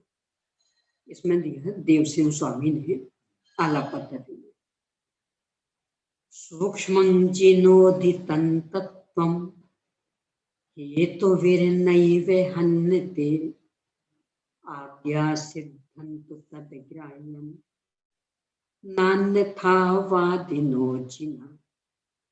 जिनेन्द्र भगवान के द्वारा निरूपित तत्व बहुत सूक्ष्म है, सामान्य सी बुद्धि में समझ में आ जाएगा ऐसा नहीं, और तर्कों से खंडित हो जाएगा ऐसा भी नहीं। फिर क्या करना, हमें यदि समझ में नहीं आ रहा तो आज्ञा मात्र से स्वीकार करना कि जिनेन्द्र भगवान ने कहा, इसका मतलब हमें स्वीकार। क्यों ना अन्यथावादी नो जिना, जिनेन्द्र भगवान अन्यथावादी नहीं है, क्योंकि वे पूर्ण जीता, इसलिए स्वीकार कर लेना। हमें समझ में आ रहा कि नहीं, इसकी ही परवाह किए बिना, ये आस्तिक। अनुकंपा के संदर्भ में थोड़ी सी चर्चा करें, जैसे इसमें भी अन्य भागों में आएगी बहुत विस्तार से चर्चा। सामान्य रूप में देखें तो आस्तिक अनुकंपा, करुणा, दया लगभग पर्यायवाची, पूर्णतया पर्यायवाची नहीं है, थोड़ा अंतर भी है, पर सामान्य रूप से पर्यायवाची। आज अपने मिशन का जो खास एकांत, प्रवचन सार जी की मेरे ख्याल से 85वीं गाथा की टीका, करुणा भाव शब्द है मूल गाथा में, तो वहां विश्लेषण किया करुणा भाव ये मोह का चिन्ह, लगभग 85 गाथा है, उसकी टीका में करुणा भाव ये मोह का चिन्ह, प्रेक्षा योग्य मनुष्य त्रयंचों के प्रति करुणा भाव ये मोह का चिन्ह। क्योंकि अपने को तो मोह में रहना नहीं, इसका मतलब करना नहीं करना, दया नहीं करना। वहां अर्थ दूसरा था, वहां तो मैं दया कर सकता हूं, मेरे हाथ में ही सब कुछ, मैं चाहूं तो इसे बचाऊं, तो चाहूं तो मार डालूं, पर मैं मारूंगा नहीं, मुझे इसके प्रति करना भाव। तो इस तरह का जो एकत्व है, ममत्व है, कर्तृत्व है, यानी उसका सब कुछ हमारे हाथ में, इसे मोह का चिन्ह कहा था। आचार्य जयसेन स्वामी को इसमें कुछ खतरा दिख रहा था कि ये दुराग्रही जीव ऐसा भी अर्थ ले सकते, तो उन्होंने अपनी टीका में संभाला, चूंकि शब्द तो करुणा भाव, उसका संधि विच्छेद भी तो हो सकता है, करुणा अभाव, करुणा अभाव की संधि करेंगे, शब्द क्या बनेगा, करुणा भाव, एक शब्द, तो उसका अर्थ गाथा में ही है, टीका में, गाथा में तो करुणा भाव लिखा है, टीका में विश्लेषण, प्रेक्षा योग्य मनुष्य त्रियंच, उनके प्रति करुणा का भाव, ये मोह का चिन्ह। जयसिंह स्वामी ने दोनों स्वीकार किए। तो उनने करुणा का अभाव ये भी कहा कि इनके प्रति करुणा का अभाव ये मोह का चिन्ह, यानी निर्दयता ये मोह का चिन्ह। यहाँ धवला में आगे करुणा को जीव मात्र का स्वभाव सिद्ध करेंगे। करुणा ये स्वभाव, तो अब इससे वो भटक रखते थे। वहां तो कह रहे मोह का चिन्ह और यहाँ कह रहे स्वभाव। जिसने करुणा को मोह का चिन्ह कहा वह तो विपरीत मान्यता वाली, इन्हें दूसरे का सब कुछ हमारे हाथ में, हम जैसा करें वैसा होगा, इसे मोह का चिन्ह कहा। और मूल में करुणा स्वभाव ये क्यों? क्योंकि जब करुणा आती है तो हम उसके काम में हस्तक्षेप नहीं करते, उसको स्वतंत्र छोड़ देते, ये इसको अपने हिसाब से करना। ये तो वस्तु मात्र का स्वभाव, ये कर्तव्य विभक्त, सब अपनी अपनी सीमा में रह के अपना अपना काम करें, हम किसी के काम में हस्तक्षेप नहीं करेंगे। तो ये जो करुणा ये जीव का स्वभाव है, इन्हें ये कर्तव्य विभक्त स्वभाव। यहाँ अनुकंपा, अनुकंपा की परिभाषा इसमें दी है पंचास्तिका संग्रह में। तिसिदम बुभुक्षितम ग्रंथ भी तो होगी, तिसिदम बुभुक्षितम इससे शुरू है। तिसिदम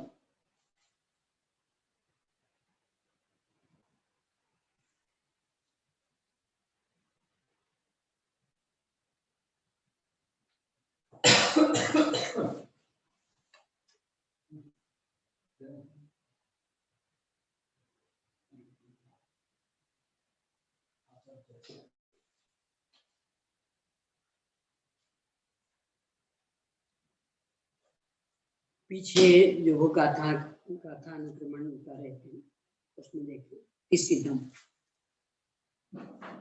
एक गाथा नंबर 137 पेज नंबर 199।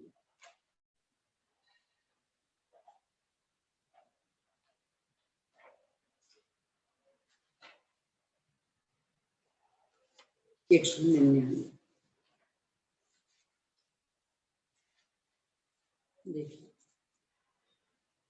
तिसिदम व भुक्षितम व द्वैदम दट्ठून जोदु दुये देमनो परिवज्यतितम केवया तस्से साहोदि अनुकंपा।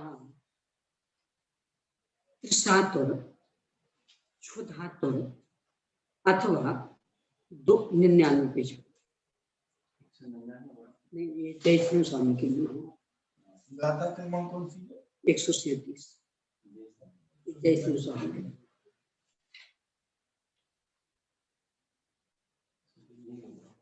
नहीं उसमें भी है पर गाथा संख्या अलग होगी, क्योंकि 7-8 गाथा तिसिदम बुभुक्षितम स्थिति तिसिदम त्रिसातुर, क्षुधातुर अथवा दुखी को देखकर जो जीव मन में दुख पाता हुआ उसके प्रति करुणा से बरतता है, उसका वह भाव अनुकंपा है। यह अनुकंपा के स्वरूप का कथन है।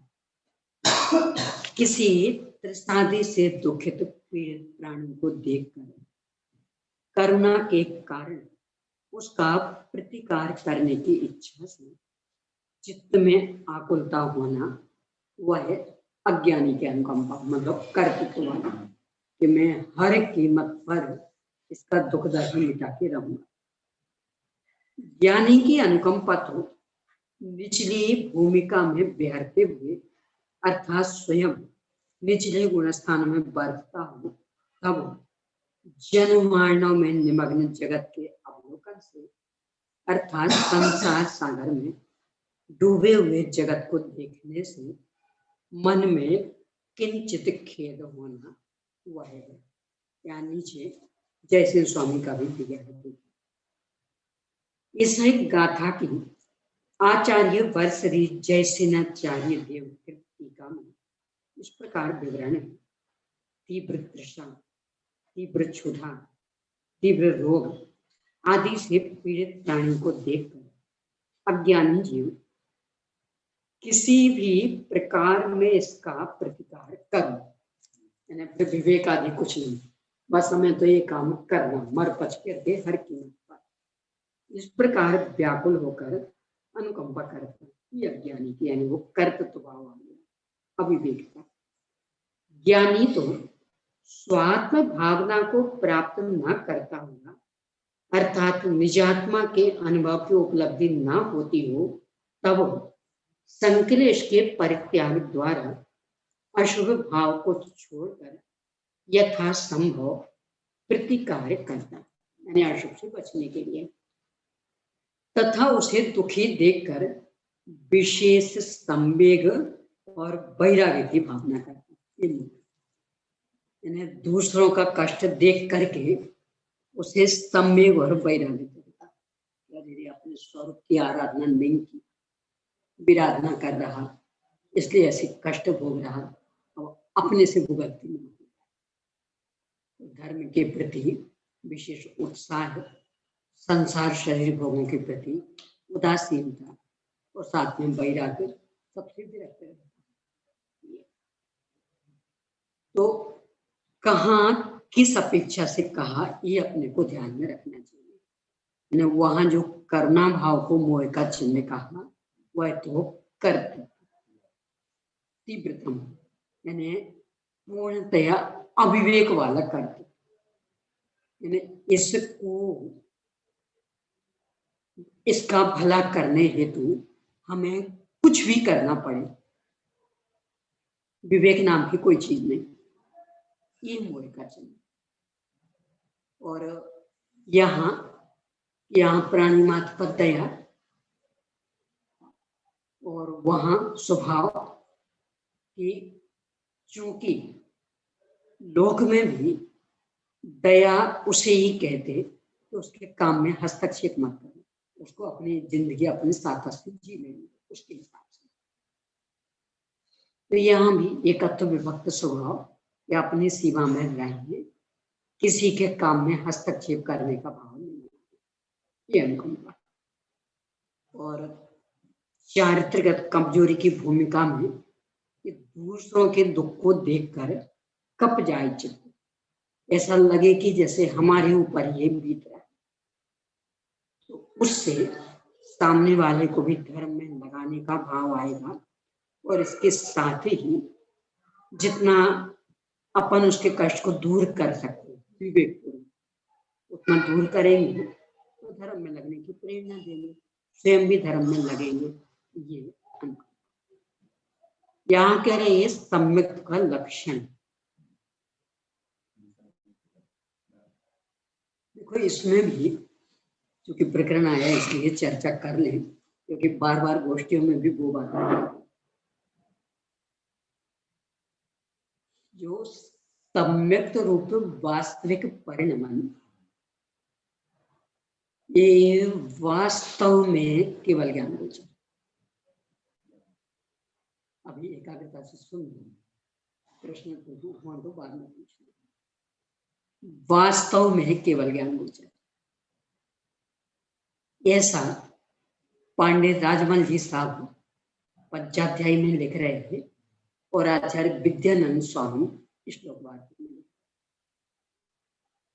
अपन तो जितना जो कुछ पहचानेंगे एकदम स्थूल चिन्हों के द्वारा,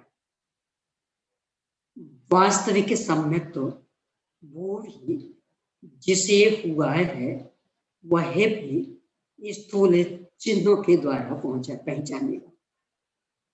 वास्तविक सम्यक को सीधा नहीं पहचान पाएगा। क्यों? उसका कारण अमूर्तिक द्रव्य के अमूर्तिक गुण का अमूर्तिक परिणमन है। उसे सीधा जानने की क्षमता छद्मस्त जीव के नहीं, लक्षणों से पहचानेंगे। अब इसको लेकर के जो उत्तर किया जाता कि सब गुड़ हम खाएं, तो स्वाद आप बताएंगे। जैसे सम्यक तो हमें हो, तो पूछना पड़ेगा दूसरों से, हाँ ऐसा कैसे? अपने को तो पहले से पता है ना कि गुड़ ऐसा होता है, आकार प्रकार भी, स्वाद भी अनेकों बार देखा है, इसलिए अपन ने निर्णय कर लिया कि गुड़, किसी ऐसे व्यक्ति को अपन गुड़ देंगे जिसने कभी गुड़ का नाम भी नहीं सुना, देखा है, उसको गुड़ खिलाएं और उसे पूछे क्या खाए, और चूंकि वो पूर्णतया अपरिचित है, कोई शब्दावली भी उसे पता नहीं, इन्हें मीठा कहते इसे ये भी पता नहीं, उससे पूछे, अब वो क्या बताएगा? अपन बस ये भूल जाते, अपने को सब पता है इसलिए अपन शब्द रूप दे देते, पर मूल तो कि जिसको कुछ भी पता नहीं। आचार्य ने उदाहरण लिया, कोई एक व्यक्ति जन्म से ही तल घर में रहा, उसे बाहर का कुछ भी पता नहीं, ना किसी से बात ना चीत, किसी भी अन्य चीज का उसने मुंह ही नहीं देखा, शक्ल ही नहीं देखी। अब एकदम से उसे बाहर लाए, वो बाहर एक घड़ा रखा, उसे पूछा ये क्या है? घड़े जैसी चीज को भी वो बता सकता है ये घड़ा है, क्यों? ना कभी पढ़ा है, ना कभी सुना है, ना कभी उस चीज के संपर्क में आया, तो इतनी बड़ी चीज भी उसके लिए तो बचाना कुछ है, ये भूल जाते अपन। तो ये तर्क करते, गुड़ हम खाएं बताएगा दूसरा, तो हमने खाया तो हमें स्वाद क्यों नहीं आएगा? तुम्हारे स्वाद के पीछे बहुत बहुत कारण है तुम्हारे। बच्चा पैदा होगा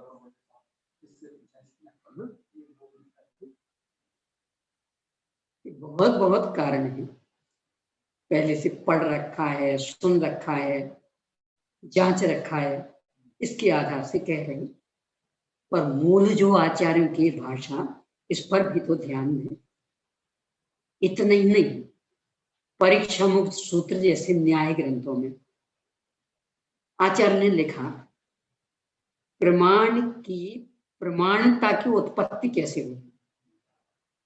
दो चीजें, एक तो उत्पत्ति और एक ज्ञप्ति। तो वे लिखते उत्पत्ति हमेशा पर से होगी, यानी ये जो हमने जाना ये यथार्थ है, ये यथार्थता की प्रकटता हमेशा पर से होगी। जानकारी अभ्यस्त दशा में स्वयं से और अनभ्यस्त दशा में पर से। जानकारी में तो अभ्यस्त अनभ्यस्त का अंतर पड़ जाएगा, कि हमारा बार बार का देखा हुआ, तो हम उस रास्ते से निकले जान दें कि यह अमुक चीज है, और बिल्कुल पहली बार गए तो किसी दूसरे से पूछना पड़ेगा ये क्या है। तो जानकारी में तो है ऐसे दो भेद, पर उत्पत्ति में भी लिखते हमेशा पर से ही होगी, या शास्त्र से या गुरुओं से, यानी कोई ना कोई कारण बनेगा। इस बात की अपन उपेक्षा कर देते, तो जबकि न्याय ग्रंथ जैसे में भी ये लिख रहे कि उत्पत्ति हमेशा पर से हो। अब लक्षण, जैसे बीमारी होती ना, मूल बीमारी को कोई नहीं जान पाता, उस बीमारी का असर जो शरीर पर पड़ता, वैद्य तो उसके आधार से निर्णय करते। डॉक्टर लोग तो उसका जो एक्सरे वगैरह लिया उसको देख के निर्णय करते, मूल बीमारी वो कोई नहीं जान पाता। ऐसा ही यहाँ कि जब सम्यक तो होता है तो जो और चिन्ह प्रकट होते, स्वयं भी उसके आधार से निर्णय करता और दूसरे भी उसके आधार से। क्या चिन्ह यहाँ दिए? प्रशम सम्यक अनुकंपास्ते, अन्यत्र निशंकितादि 8, 25 दोषों से रहित पना, ये इन 4 का भी कहीं कहीं 10 में भी वर्णन। इनसे ये जो चिन्ह प्रगटे हैं तो इनसे पहचान होगी, बाकी आत्मानुभव से नहीं, वो देख पाना संभव नहीं। इस पर भी अपने को गंभीरता से विचार करना, जो दुराग्रह रहता है और परिणाम निकलता है, इनसे बिल्कुल ओझल हो जाते। आस्तिक पे तो अपन ने चर्चा की ना कई बार की, बहुत महंगी दवा बहुत मुश्किल से मिल गई, एक्सपायरी डेट है मात्र 1 दिन पहले की, आज कितनी 12, उस पर लिखा था 11/1/2021, एक ही दिन भी था, और दूसरी गोली नहीं मिल पाएगी आज, क्या करोगे? सब मरना होगा तो बिना ही दवा, गलत दवा खा के तो नहीं मरना, ये एक्सपायर हो गई तो इसको तो नहीं खाना, उस पर इतना विश्वास। तो भगवान का वे कह रहे इस चीज की मर्यादा इतनी, इसके बाद वो एक्सपायर हो गया। यहाँ अरे ऐसे तो कह देते थे, कहाँ आस्तिक लोग थे।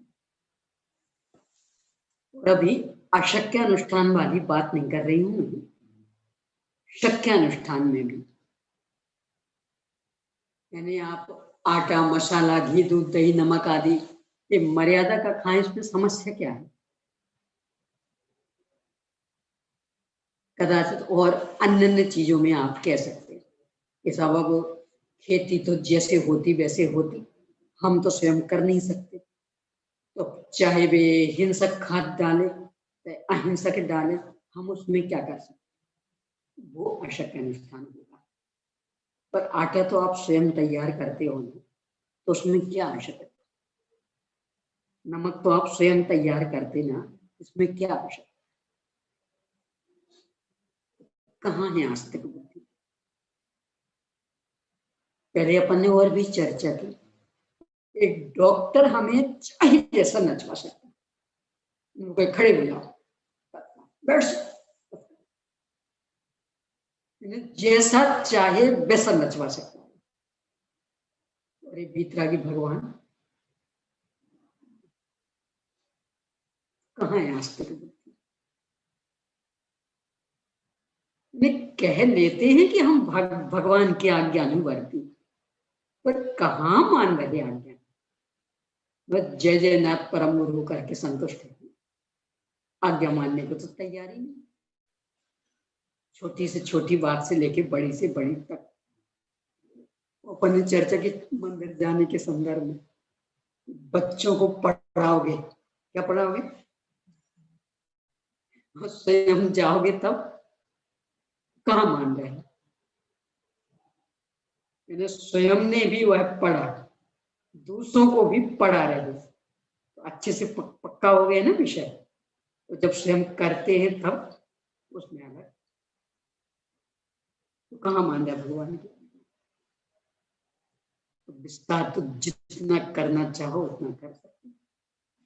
यहाँ तो इस प्रकरण में वे इनको ही लक्षण कह रहे हैं, और आचार्य कुंद स्वामी ने भी चारित्र पावड़ के अंतर्गत जो संवित्वचरण चारित्र की चर्चा की, उसमें भी इनको ही गिना।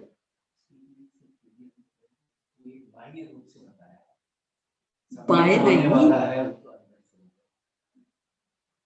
ये बाहर के रूप में बता दिया है, ये बाहर से अगर उनको पहचान है, नहीं तो उल्टा हो गया। अपन की बाबा ही कहते हैं केवल भगवान की काम आ जाओ, केवल भगवान ने बताया कि धर्म तो आत्मा की सेवा से, उसे क्या सेवा? अब बाहर में आपको बता दिया कि पेड़ रोके जा रहे हो नहीं जा रहे हो, एक लक्षण बता दिया, लेकिन ये लक्षण कोई देखो वैसा नहीं है कि हम केवल भगवान को नहीं मानते। देखो वो तो एक उदाहरण दिया, अपन सब पे ले, सब पे लगा, खाने पीने पे भी लगा। देखो ऐसा है, कृष्ण आपको सब चीजें बाहर की प्रश्न आपका बहुत अच्छा है और उत्तर उससे भी ज्यादा सही। आपका, मैं आपके यहाँ आई तो आपने यूं हूँ, क्या बात भाई साहब, मेरा आना अच्छा नहीं लगा कि नहीं? खुशी तो बहुत है। वो आप ही लोग तो पढ़ाते हो ना कि शरीर और जीव में अत्यंता भाव होता है, तो चेहरा बिगड़ गया तो बिगड़ गया, मैं क्या करूं, खुशी बहुत। चलिए तो ठीक है, उदाहरण के रूप में ऐसे ही ये यहाँ, उदाहरण सब ऐसे ही यहाँ यानी अपने परिणाम और ये सब प्रवृत्तियां, इनके बीच में घनिष्ठतम निमित्त नैमित्तिक संबंध इतना है, यदि ये गड़बड़ है तो इसका मतलब नियम से परिणाम गड़बड़। हाँ, ये त्यागोपादान शक्ति लिखी है, वो मैं इसलिए लिखी अकेली अपन वही, त्याग में या उपादान में, या तो ग्रहण करने में लगे या त्याग में, अकेली वही लेकिन नहीं। त्याग ग्रहण में नहीं कर सकता हूँ, ऐसे जीव को पहचान नहीं। वहां ये कह रहे कि ऐसे जीव को पहचानने की पात्रता क्या? पात्रता तो यही कि जो पहचान लेगी पात्रता नहीं, मैं तो पात्रता ये नहीं पहचान रहा है, इसी को नाम है पात्रता। यहाँ में प्रवेश करना, तो आप कहें जो ये देहली लांग जाए वो पात्रता। अभी समस्या देहली लांगने की नहीं है, अभी समस्या मेन गेट की। तो देहली लांगने की पात्रता तो उसे होगी कि जो वहां खड़ा है। अभी अपनी स्थिति बता सकते हैं और बारिश उसके लिए क्या स्थिति बताएंगे? अंतर मुहूर्त में सब गौतम वर्धन की क्या स्थिति बताएंगे? अंतर मुहूर्त में सब हो गया, अपना तो परसों में नहीं हो पाया। वो भी आया है और आकर के वो भेष बना करके, हाँ तो अंतर मुहूर्त में शेर सब जो हो था, गया। शेर ने वो मांस खा के रखा है और उस मांस खाते खाते उसने सुन लिया, इसका मतलब सम्यक दर्शन जो हुआ है वो स्वभाव की अंतर्मुखता से। मांस खाते खाते नहीं सुना, नहीं सुना तो जैसे ही देखा कि हमारे सामने कोई आने को तैयार नहीं होता, कोई आते जा रही, खड़े भी हो गए, वहां से उसकी विशुद्धि लगती पकड़ी, तो मांस वैसा का वैसा रह गया, खाया नहीं। मैंने अंतर मुहूर्त में उसके 5 लब्धियां हो गई। तो बहुत गंभीरता से विचार करिए। और मूल तो यहाँ देखो, मैं अपने घर की बात तो कर नहीं रही, यहाँ इनने परिभाषा दी, आचार्य कुन स्वामी ने चार्तपावड़ में परिभाषा दी, तो आप इस दृष्टि से विचार करिए। यानी मेरी बात लगती है तो हल्कापन आता, आचार्य की बात लगे तो गंभीर नहीं है, इस दृष्टि से विचार करिए। चलिए समय हो गया, ज्यादा हो गया, 4 मिनट ज्यादा हो गया, आगे करेंगे।